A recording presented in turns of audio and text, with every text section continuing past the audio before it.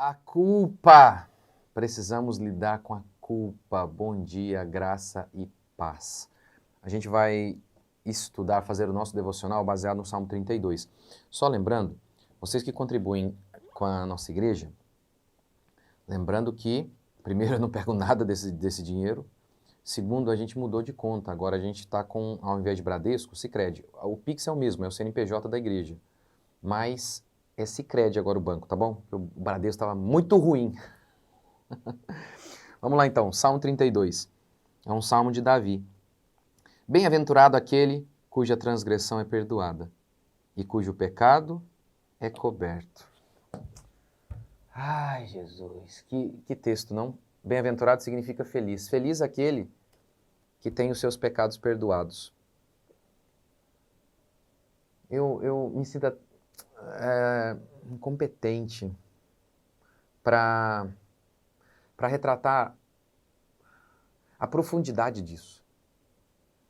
Do quanto que a culpa está sobre o homem caído, e que Deus, por meio de sua graça, ele perdoa os seus eleitos, aqueles que ele escolheu antes da fundação do mundo, e nisso consiste a nossa felicidade. Como ele diz, feliz, bem-aventurado, feliz aquele que tem a transgressão perdoada.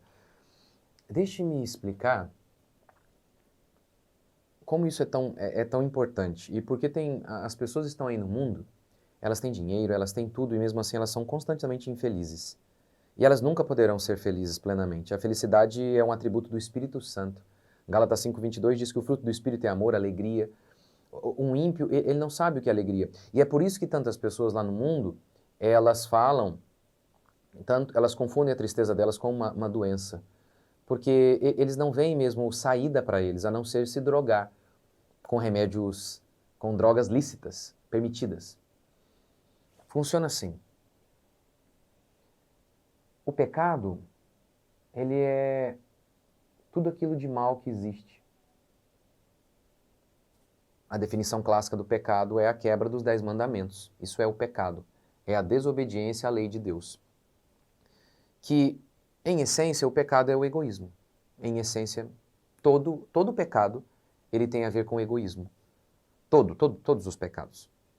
Os 10 pecados, os 10 mandamentos, obedecê-los, significa amar o próximo, amar a Deus e o próximo. Jesus não resumiu assim os 10 mandamentos? Amar a Deus e o próximo. O oposto do amor ao outro é o amor a si mesmo. O amor não busca o próprio interesse, diz o apóstolo Paulo. Portanto, a quebra do amor ao próximo e a Deus é o amor a nós mesmos. Deixe-me dar alguns exemplos. Qualquer mandamento você pode notar isso. O que é um pedófilo? Pense. É alguém que, tão viciado no seu próprio prazer, ignora o sofrimento do outro, o sofrimento que ele vai causar, porque ele pensa apenas no próprio prazer. O que é o estupro? Ignorando o sofrimento do outro, pensando apenas no seu próprio prazer, ele peca. A mentira, enfim, o roubo. Ignorando o sofrimento do outro, pensando apenas em si mesmo, ele rouba. Portanto, a essência do pecado é o egoísmo. Mais uma vez, por isso Paulo diz, o amor não busca o próprio interesse. O pecado, então, é a desonra ao nosso Deus. O pecado, então, é ferir o nosso próximo. E o homem imerso em seus pecados, ele não tem mais, ele perdeu a própria consciência, como Paulo fala. Paulo usa a seguinte linguagem: eles têm a consciência morta, cauterizada, aquele processo de queima da pele morta, queima lá a pele e tal, pele morta. Ele tem a consciência morta, ele não tem mais sensibilidade em relação aos seus pecados. Então, o pecado, ele é horrível, mas o homem, ele não percebe isso. Então, obviamente, o homem nesse estado, ele olha o cristianismo falando em perdão de pecado, em Cristo tendo que morrer, ele acha um exagero. Ele acha um exagero, por quê? Porque o homem perdeu a consciência de pecado. Ele perdeu essa consciência. Mas Deus é o justo juiz. E Abacuque, o profeta diz assim, se não for Abacuque eu estou errando o profeta, mas a citação é verdadeira. Deus é tão puro de olhos que não pode nem mesmo contemplar o mal. Mas todos nós, incluindo você e eu, nós, mesmo um cristão verdadeiro, ele foi convencido pelo Espírito Santo de seus pecados, porque quando o Espírito Santo viesse, disse Jesus, ele iria convencer o homem do pecado, do juízo e da justiça. Mas, de fato, nós ainda não temos uma consciência plena. Você nota, por exemplo, quando Pedro, ele vê Cristo em sua glória, quando ele vê Cristo, Cristo faz aquele milagre, lembra? Pedro passa a noite toda pescando e não consegue pescar nada. De manhã ele sabia que não tinha nada ali. E aí Cristo ordena, jogue ali, ó. Ele joga e ele faz uma grande pescaria. E ele então percebe que ele está diante de Deus, que Jesus não era um homem. Ele tem essa percepção. Essa é a percepção dele, de que Jesus é Deus. Quando ele tem essa percepção, você lembra o que ele fala? Afasta de mim porque eu sou pecador. Essa é a percepção dele. Essa é a percepção dele. Pense nos homens de Deus, nos santos, naqueles homens. Eles não estavam em adultério. Eles não estavam roubando ninguém. Mas eles veem a Deus e eles se sentem completamente convictos de seu pecado de um modo que eles nunca haviam sentido. Como, por exemplo, Isaías. Lembra de Isaías? Ele, ai de mim, sou um homem de lábios impuros, habito no meio de um povo de impuros lábios e os meus olhos viram o rei. Lembra quando Moisés pede para ver a Deus e Deus diz não, porque nenhum homem pode me ver, senão ele vai morrer? Isso tem a ver com essa questão da culpa que pesa sobre a humanidade. A culpa que pesa sobre o homem. Lembra que quando Adão peca, ele é jogado para fora do jardim? Então, a culpa está sobre o homem por conta de sua injustiça, por conta de sua maldade. E por isso, o homem é um errante no mundo. É um errante que está aí perambulando. Um homem sem Deus é um errante. Ele é insatisfeito. Ele é infeliz.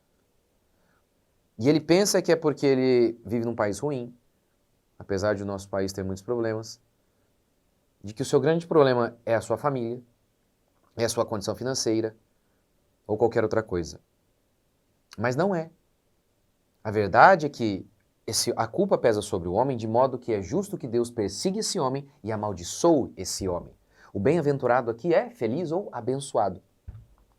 Se é abençoado aquele que tem o pecado perdoado e aquele que não tem, ele é maldito. Lá em Deuteronômio, Deus dá algumas descrições dessa maldição. Doença, família destruída, ansiedade, eu vou colocar ansiedade no coração de vocês, vou colocar loucura, eu vou fazer de vocês loucos. Enfim. E até quando vocês tiverem tudo, dinheiro, tudo, ainda assim vocês não terão alegria verdadeira. Miqueias vai falar que, olha, vocês vão comer, mas não vão se fartar. Ou seja, vocês têm dinheiro, vocês põem a comida na boca, mas vocês nunca estão satisfeitos. Então, essa é a grande questão. A culpa pesa sobre o homem. Eu sei, os homens, porque não têm consciência de pecado, acham tudo um exagero, que o nosso Senhor Jesus Cristo tem encarnado, vivido, morrido, porque eles não têm percepção de pecado. Mas, por exemplo, se você fosse uma mãe que tivesse o seu filho ou filha violentada e esquartejada, você não gostaria de justiça? Você nota que quando ouvimos histórias de pessoas que tiveram um parente assassinado da maneira mais cruel possível, como que há um anseio neles por justiça? Quando o juiz bate ali, ó, culpado. O cara já foi preso, o cara já estava na cadeia. Mas quando bate ali o martelo, culpado. As pessoas sentem um alívio? Você nota que há no próprio ser humano um desejo por justiça?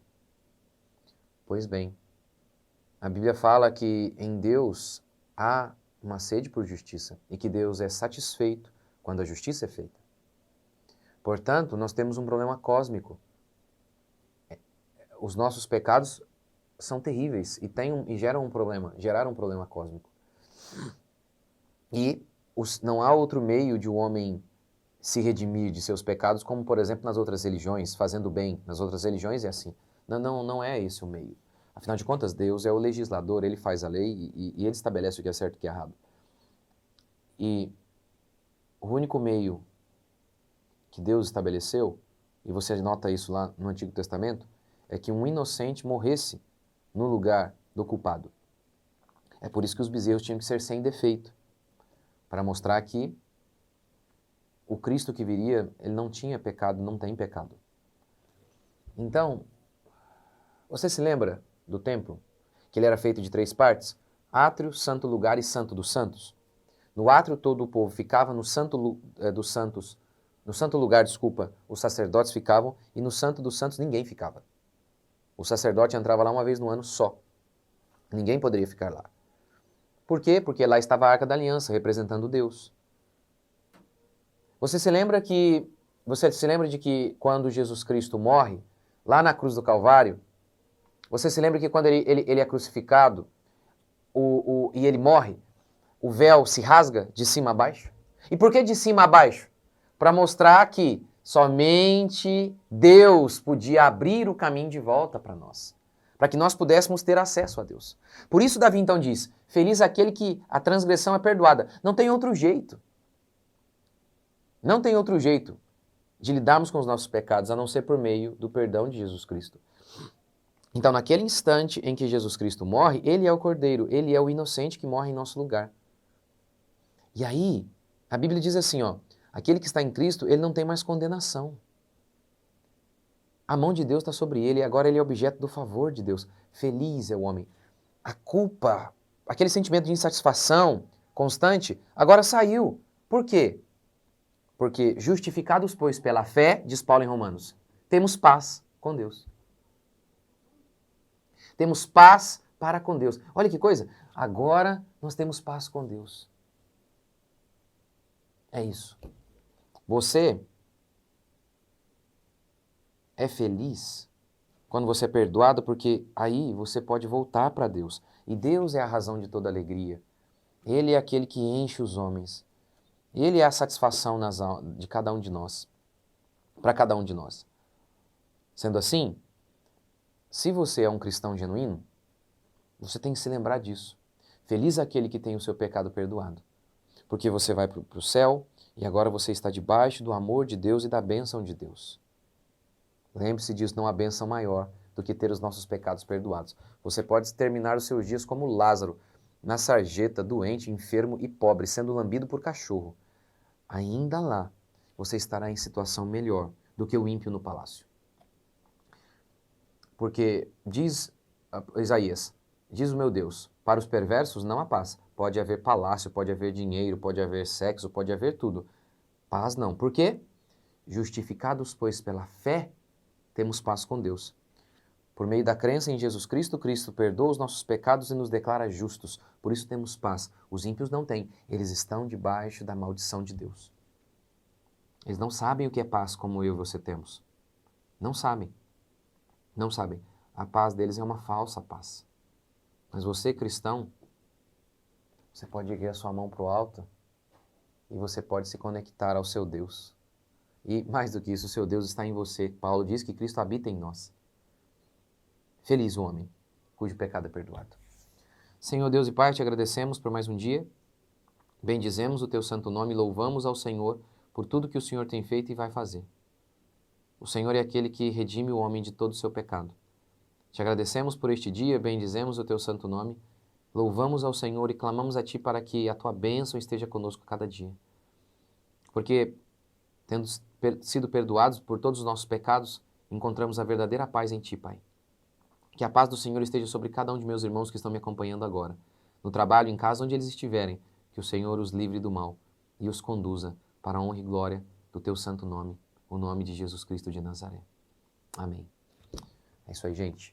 Valeu, meu curso Mente Cristã ainda tem vaga, o link está aqui na descrição, tá bom? Valeu, Deus abençoe.